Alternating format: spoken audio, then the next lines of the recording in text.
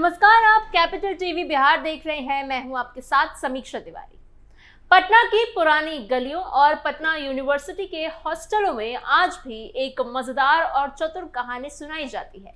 साल 1974 की मार्च महीने की वो तारीख थी जब बिहार की राजधानी पटना में गुस्सा और आग की लपटें हर तरफ फैल रही थी। पुलिस लाठियां बरसा रही थी, छात्र तोड़फोड़ कर रहे थे और आगजनी हो रही थी। पूरा शहर पगलाए हाथी की तरह बेकाबू लग रहा था। लेकिन इस सारे हंगामे की असली शुरुआत एक साधारण से फोन कॉल से हुई थी। एक युवा लड़का भागते दौड़ते पसीने से तरबतर होकर अपने भाई के कमरे में घुसा, टेलीफोन उठाया और आवाज बदलकर बोला, लालू यादव को गोली लग गई है, लालू यादव मर गया। ये खबर सुनकर सब हैरान हो गए, लेकिन असली सवाल ये था कि वो लड़का आखिर था कौन, जिसने अपनी खुद की ही जान की अफवाह फैलाई और वो ऐसा क्यों कर रहा था। ये कहानी किसी बड़े आंदोलन या संपूर्ण क्रांति की नहीं है। ये तो सिर्फ 1970 के दशक की एक अनोखी घटना है, जिसमें छात्र राजनीति, दोस्ती, महत्वाकांक्षा और लालू प्रसाद यादव की चतुराई का मिश्रण है।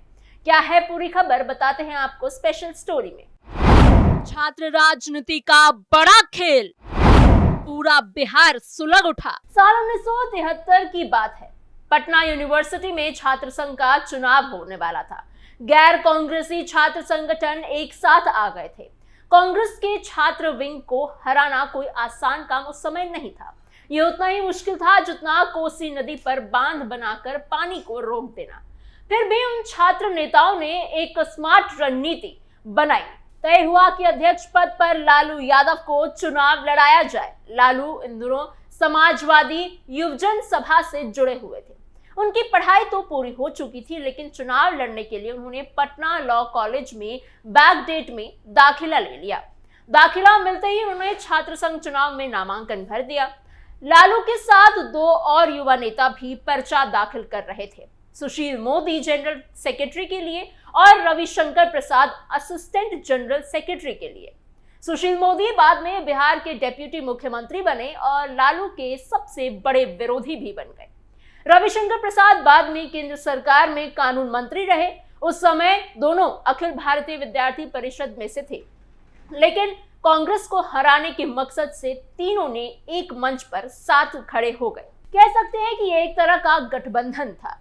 चुनाव हुआ और तीनों अपने अपने पदों पर जीत भी गए। लालू प्रसाद यादव पटना यूनिवर्सिटी छात्र संघ के अध्यक्ष चुने गए। उसी दौरान गुजरात में छात्रों का आंदोलन जोरों पर था। यूनिवर्सिटी और कॉलेजों में फीस बढ़ोतरी और मेस के खर्चे बढ़ने से छात्र बेहद नाराज थे। वो सड़कों पर उतर आए थे। लेकिन ये समस्या सिर्फ गुजरात तक ही सीमित नहीं थी। दिल्ली, बिहार और दूसरे कई राज्यों में यही हाल था। इसलिए पूरे देश में एक बड़ा आंदोलन शुरू करने की योजना बनी। देश की राजधानी दिल्ली में इसकी शुरुआत हुई। दिल्ली यूनिवर्सिटी छात्र संघ ने 8 और 9 जनवरी 1974 को एक बड़ा सम्मेलन बुलाया। देश भर से छात्र नेता पहुंचे। बिहार से लालू यादव और सुशील मोदी भी गए। सम्मेलन में केंद्र सरकार की नीतियों की खूब आलोचना हो रही थी। सम्मेलन में फैसला हुआ कि हर राज्य के छात्र नेता अपने अपने इलाके में आंदोलन शुरू करेंगे। सिर्फ शिक्षा के मुद्दे पर नहीं, बल्कि पूरे राज्य में फैले भ्रष्टाचार और सरकार की मनमानी के खिलाफ भी। दिल्ली से लौटकर लालू और सुशील बिहार पहुंचे। उनके पास अब एक साफ प्लान था। मार्च 1974 में बिहार विधानसभा का सत्र शुरू होने वाला था। राज्य में कांग्रेस की सरकार थी। मुख्यमंत्री अब्दुल गफूर थे और राज्यपाल रामचंद्र डोडीबा भंडारी। सत्र की शुरुआत राज्यपाल के अभिभाषण से होनी थी, जो कि 18 मार्च को तय था। तब तक बिहार में छात्रों की एक संयुक्त कमेटी बन चुकी थी, जिसका नाम था बिहार प्रदेश छात्र संघर्ष संचालन समिति।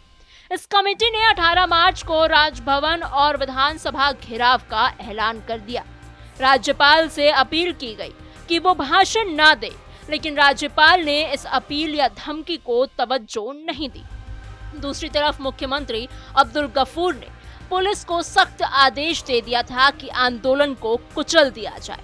18 मार्च की सुबह हजारों छात्र पटना यूनिवर्सिटी से निकलकर विधानसभा की ओर बढ़े। पुलिस ने पहले ही बैरिकेडिंग कर रखी थी। जैसे ही छात्र आगे बढ़े, लाठियां चल पड़ी। छात्रों को बुरी तरह से पीटा गया और फिर पुलिस ने फायरिंग भी कर दी। 5 से 8 छात्रों को गोली लगने के कारण उनकी मौत हो गई। हिंसा का जवाब हिंसा से मिला। पटना में जगह जगह आगजनी शुरू हो गई। 2 बड़े अखबारों प्रदीप और सर्च लाइट के दफ्तर में आग लगा दी गई। आग की लपटें इतनी तेज थी कि पूरा बिहार उनके जद में आ गया था। सुशील मोदी छात्रों के एक जत्थे के साथ राजभवन घेर रहे थे ताकि राज्यपाल का काफिला बाहर ना जा सके। लालू यादव विधानसभा के मोर्चे पर छात्रों की टोली के साथ थे। पुलिस के बूट छात्रों के आंदोलन को कुचलने की कोशिश कर रहे थे। हंगामे पूरे जोर पे था, लेकिन अचानक छात्रों ने देखा कि उनके नेता लालू यादव कहीं दिखाई नहीं दे रहे। कहां चले गए थे लालू? एक फोन कॉल और हड़कंप, बाहर आग, अंदर पक रहा मीट। दरअसल पुलिस की लाठियां चलते ही लालू मोर्चे से निकल गए और सीधे पटना वेटनरी कॉलेज के हॉस्टल में अपने भाई के कमरे में पहुंच गए। दिन भर की लड़ाई खत्म होने के बाद जब अंधेरा छा गया तो नीतीश कुमार और नरेंद्र सिंह अपने लापता नेता को ढूंढने निकल पड़े। दोनों बहुत चिंतित थे। उन्हें डर था कि कहीं लालू को कुछ हो तो नहीं गया। नीतीश और नरेंद्र को कुछ पता नहीं था, लेकिन सुशील मोदी तक एक खबर पहुंच गई जो उन्हें सन्न कर गई। सुशील मोदी को बताया गया कि लालू यादव को गोली लग गई है और उनकी जान चली गई। कुछ छात्रों की मौत की खबर से यह अफवाह और भी ज्यादा विश्वसनीय लगने लगी थी। लालू छात्र संघ के अध्यक्ष थे, इसलिए उनके पास टेलीफोन था। वो कमरे में गए, आवाज बदलकर कई नौजवानों को फोन करने लगे कि लालू यादव को गोली लग गई है, लालू यादव मर गया है। ये खबर जंगल की आग की तरह फैल गई। जिन जिन लोगों के पास फोन की घंटी बजी वो हक्के बक्के रह गए। छात्र बाघ की तरह बौराए हुए सड़कों पर निकल आए। तोड़फोड़ बढ़ गई, आगजनी और तेज हो गई। पूरा पटना बेकाबू हो गया। नीतीश कुमार तक भी अफवाह पहुंची, लेकिन उन्होंने यकीन नहीं किया। वो और नरेंद्र सिंह खोजते खोजते वेटनरी कॉलेज के हॉस्टल पहुंच गए। कमरे का दरवाजा खोला तो दोनों हैरान रह गए थे। लालू यादव वहां आराम से बैठे हुए थे। हाथ में छलनी थी और कढ़ाई में बढ़िया मीट पक रहा था। नीतीश और नरेंद्र को देखकर लालू मुस्कुराए और बोले, अरे हम तो चल बढ़िया मीट बने ले बानी, आ खा लो। उनकी ये बात सुनकर दोनों ठगे रह गए। बाहर छात्र लाठियां खा रहे थे, गोलियां लग रही थी, जाने जा रही थी, लेकिन उनका नेता कमरे में बैठकर मीट पका रहा था। उनसे न सिर्फ मोर्चा छोड़ दिया, बल्कि अपनी जान जाने की फर्जी खबर फैलाकर पूरे आंदोलन को और ज्यादा भड़का दिया था। इस घटना ने पूरे बिहार को हिलाकर रख दिया था। उस दिन बहुत से लोग पहली बार जान पाए कि बिहार में लालू यादव नाम का एक चतुर युवा नेता है। लालू खुद को हमेशा अलग और चर्चा में रखने में माहिर थे।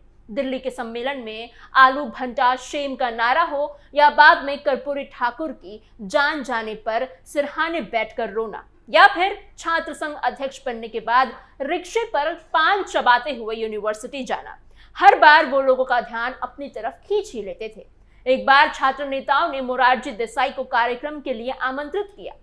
मोरारजी देसाई आए भी। सबसे पहले लालू ने भाषण दिया। भाषण खत्म करके वो मंच से उतरे और बाहर चले गए। मोरारजी का भाषण चल रहा था, लेकिन लालू पान की दुकान पर बैठे थे। दोस्तों ने पूछा कि अंदर भाषण चल रहा है, तुम यहाँ क्या करने आए हो? तो लालू ने हंसकर जवाब दिया, अरे मैं मूर्ख हूं क्या? मोरारजी के बाद मुझे कौन सुनता, इसलिए पहले मैंने बोल लिया। दूसरों का भाषण मुझे बोर करता है। यह थी लालू यादव की खास शैली, हमेशा पहले स्टेज पर आना और लोगों के दिमाग में घर कर जाना। बहुत साल बाद 2015 में भी उन्होंने यही चतुराई दिखाई थी। बिहार विधानसभा चुनाव से ठीक पहले आरएसएस प्रमुख मोहन भागवत ने आरक्षण पर एक कमेटी बनाने का सुझाव दिया। लालू ने तुरंत इसे आरक्षण खत्म करने की साजिश बता दिया। उन्होंने 3 ट्वीट किए। पहले में कहा कि आरएसएस और बीजेपी आरक्षण खत्म करने का माहौल बना रही है।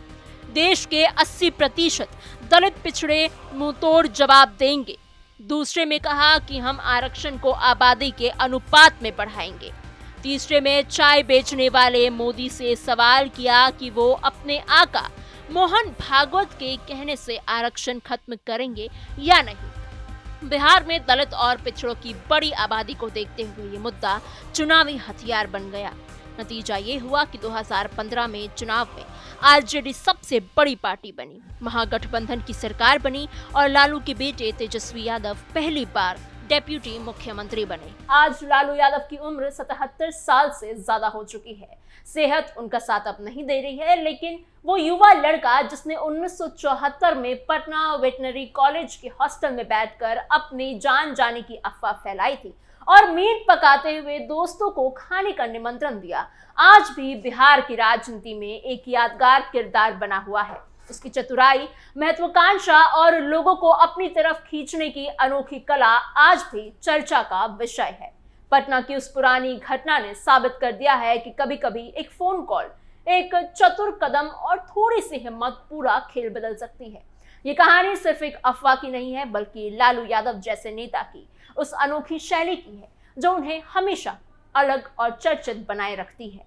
बिहार की राजनीति में लालू का नाम आज भी उन लोगों के लिए याद किया जाता है जो जानते हैं कि राजनीति में सिर्फ भाषण नहीं, बल्कि सही समय पर सही चाल चलना भी कितना जरूरी है। आपको हमारी ये खबर और हमारी ये कहानी कैसी लगी, हमें कमेंट बॉक्स में जरूर बताइएगा। ऐसी और अनजाने कहानियों के लिए, कथाओं के लिए बने रहिए कैपिटल टीवी बिहार के साथ।